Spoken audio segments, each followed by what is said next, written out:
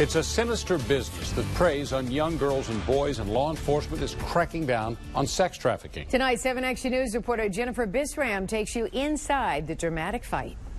The Southeast Michigan Crimes Against Children Task Force was formed in 2007. This was the first time they allowed cameras in Detroit to ride along with them during a sex trafficking sting. And as you're about to see, it was intense. In the war on sex trafficking, this is the front line. Thanks everybody for coming today. As you know, we have an operation today, which is going to be over at probably 10 at Telegraph. 16 federal agents, state troopers, and local officers gearing up for battle in Southfield. As you're making entry into the hotel, watch out for the bathtubs.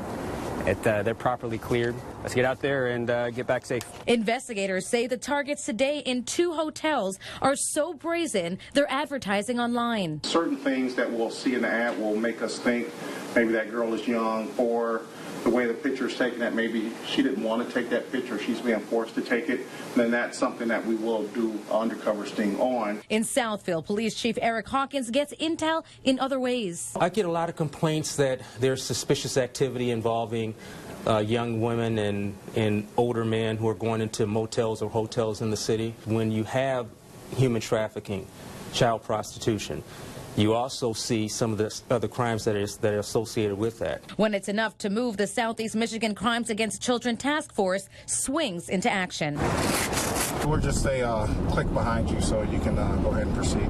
Undercover cops call a young prostitute who's likely a victim of sex trafficking. She's inside of a room at the Quality Inn. They most certainly don't give out the room until you're in the parking lot, typically. No room number, just 3rd floor. An undercover officer is now inside the room, while the rest of the team waits close by. No, you're making me nervous, patting me down. Once the undercover officer is able to get into the room, they'll do some things to get them to say that they're going to have sex with them, and then that's when our other undercover officers are going to make the arrest. A prostitute is busted. She claims she isn't working for anyone. A lot of times these girls are so scared of the pimp that they will, say they're going on their own. The task force is credited for saving hundreds of young lives. In 2013, they rescued 50 kids and made 200 arrests, most of them involving sex trafficking. 2014, 56 children saved, 55 arrests. And so far this year, there were 62 kids recovered during stings and 253 arrests. On this day, they're looking to save another when they hit the Marvin Garden Inn. But this time, things go sideways. Let me see your hands right now on the ground. Feds, troopers, police encounter danger. Men wanted by police who may be armed. Guns are drawn, our cameras are at bay, but still rolling.